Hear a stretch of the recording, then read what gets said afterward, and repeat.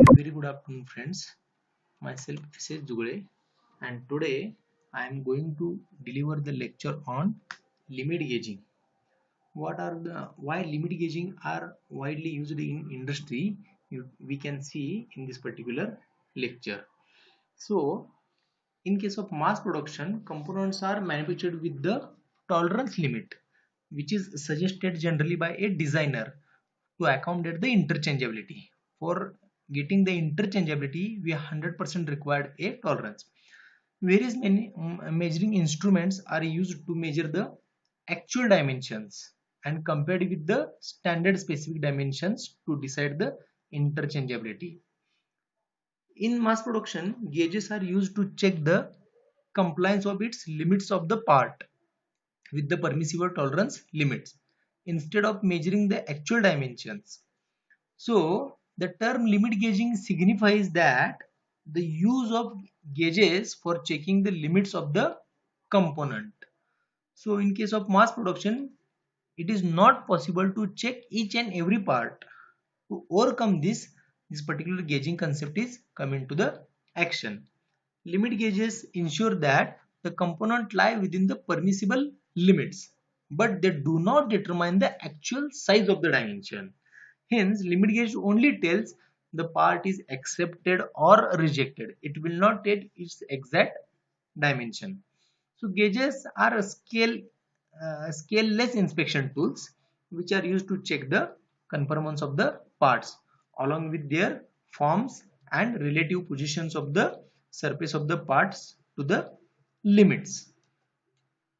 So the gauges are required to check the dimensions of the components with reference to two sizes conforming to maximum and minimum limits of the component. Go gauges and not no go or not go gauges, which corresponds to maximum metal limit and least metal limit of the component as shown in figure. Look at this. For the this is the hole and this is the shaft. So lower limit of the shaft belongs to the least metal limit and higher limit of the shaft belongs to the maximum metal limit. Similarly, the lower limit of the hole belongs to the maximum metal limit, whereas the higher limit of the hole or upper limit of the hole belongs to the least metal limits. So, for to checking this particular limits that the part is within limits or not, we can use the gauging. So, how the plain gauge or any gauge looks like? So, I will show you the example of this particular plain plug gauge having go and no go. So, this is the go and this is the no go side. So, you can see over here go gauges belongs to this particular minimum metal limit or least metal limit, and not go gauge should belong to the this particular this is a hole. In case of hole, you can check for metal limits for the hole gauging. Go gauges belongs to the maximum metal limit, where the no go belongs to the least metal limit.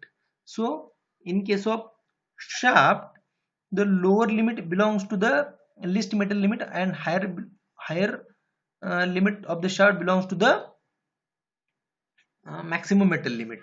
So look at this. This is a 40H7 plain plug gauge, what we call as a double-ended plug gauge. These are the single-ended plug gauge.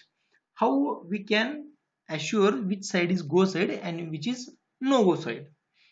Generally, the length of the go side is more as compared to the no go.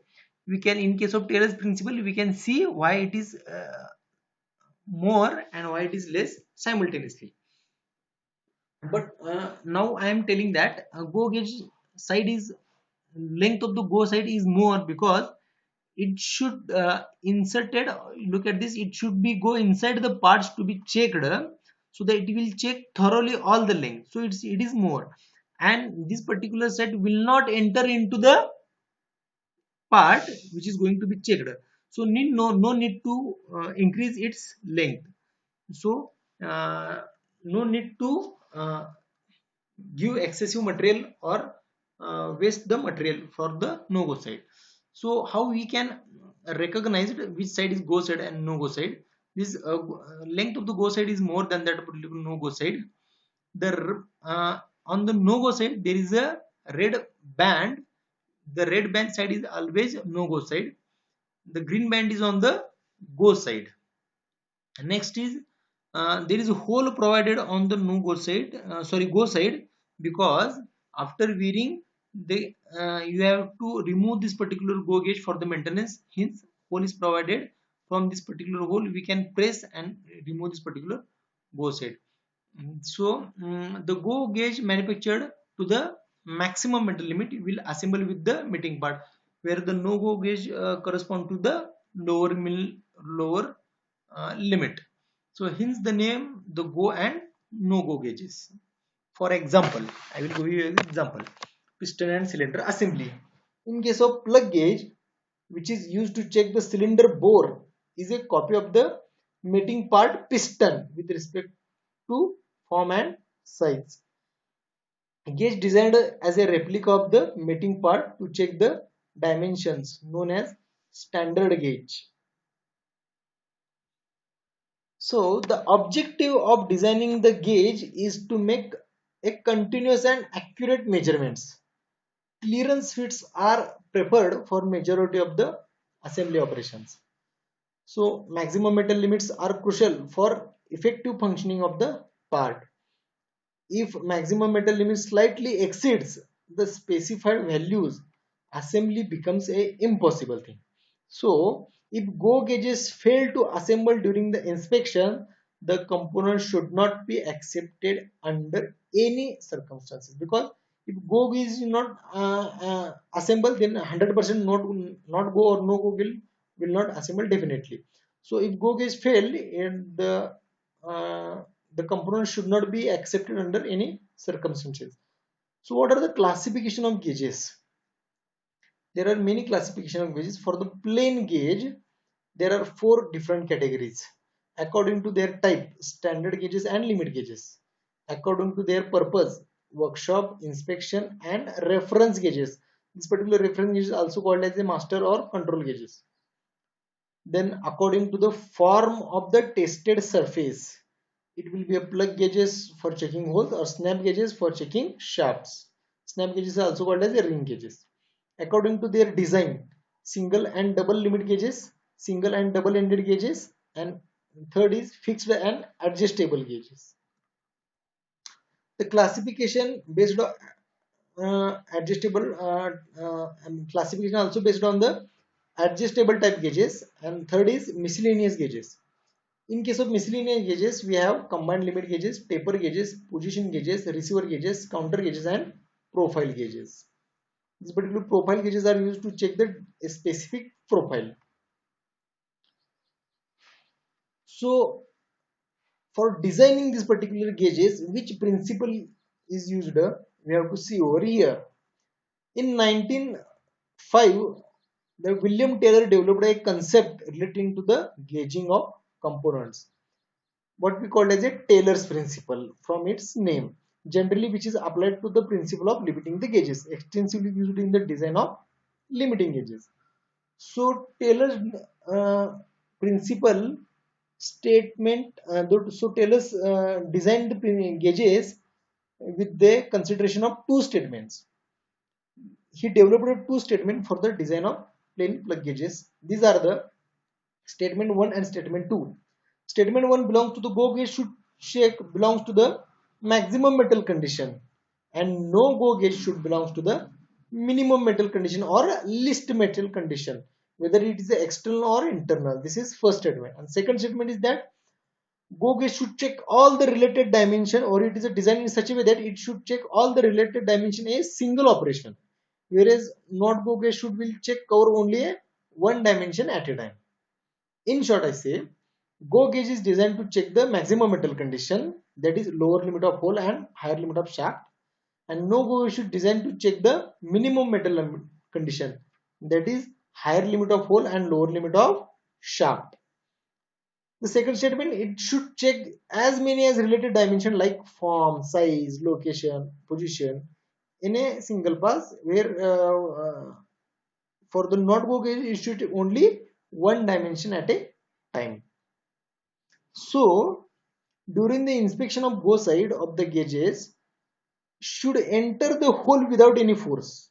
Go side must be enter the hole without any force, but not go side should not enter the hole or pass. Okay. The basic or nominal size of the go side should confirm the lower limit of the hole or the higher limit of shaft. That is basic size for the shaft. Higher limit of the shaft belongs to the basic size, and for the hole, lower limit of the hole belongs to the basic size. The basic or normal size of the not go gauge corresponding to the higher limit of the hole or lower limit of the shaft. So statement 1 can be clearly explained over here for plain plug gauge.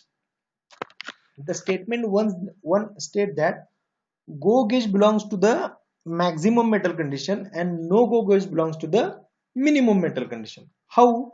Look at this. This is the tolerance zone. This is the hole which is going to be checked using this particular plain plug gauge. So go gauge belongs to the maximum metal condition. What is the maximum metal condition for the hole? Lower limit of the hole belongs to the maximum condition. And go gauge should well enter, it will touch the lower limit of the hole. And lower limit of the hole belongs to the maximum metal condition, because when we machine the hole for the lower limit, it has a maximum material around it. While no go belongs to the minimum metal condition. Why? Because it will belongs to the no go gauge belongs to the higher limit, and higher limit of the hole belongs to the minimum metal condition, because when we machining the hole for the higher limit, at this condition we have the least amount of material in the hole or beside the hole. So this is the Taylor's principle statement number 1 for the plain plug gauges. In case of Taylor's principle, which is applied to the shaft, is like that. Statement 1 state that go gauge belongs to the maximum metal condition. Look at this. Go gauge must insert over here. So these are the go gauge. Go gauge must be insert over the shaft to checking the shaft. Shaft is the external features, hole having the internal features. So go gauge belongs to the maximum metal condition. When go gauge inserted on the shaft for the checking, it touches the higher limit, and higher limit of the shaft belongs to the maximum metal condition, because at this higher limit shaft have maximum amount of material on it. Next, not go gauge belongs to the minimum metal condition. So not go belongs to the lower limit of the shaft. Look at this. Not go belongs to the lower limit of shaft, and at lower limit of the shaft is nothing but a minimum metal condition for the shaft, because at the lower limit, when we shaft turn to the lower limit, it has least amount of material. So in this way, go gauge belongs to the maximum metal limit and no go gauge belongs to the minimum metal limit. So next thing is statement number 2. We have to explain the statement number 2. Statement number 2 state that go gauge should check all the related dimension in a single pass, while no go gauge should check only one dimension at a time. How? Suppose this is a hole. So suppose this is a bush. In this particular bush, we have to check. Bush means this is the hole. We have to check the hole using plain plug gauge. So go gauge should check all the related dimension in a single pass. This is the particular same diameter of that particular plug gauge. So plug gauge is inserted, but it should check all the related dimension like form, shape, concentricity, ovality, etc. All the related dimension in a single pass. When you insert this particular plain plug inside the hole, if this is straight, no doubt that it will accept it. But in this particular, though it is having a same dimension of that particular plain plug gauge, it is rejected, because it not only check only the dimension, it check all the related dimension like concentricity, ovality, circularity, etc. This is a oval shape, and this is not a concentric because it is a turn like this, so it will be a rejected. In case of no gauge, it should check only one dimension in a single pass. When no go gauge will insert over here, it will be rejected. So it will be rather telling you that this is the circular or this is not. So this is the explanation of statement number 2. So important points for the gauge design. So what are the different points which to be considered for the design of gauge? The go gauge should be the replica of the mating parts. The go gauge should enable several related dimensions to be checked simultaneously. That is statement number 2.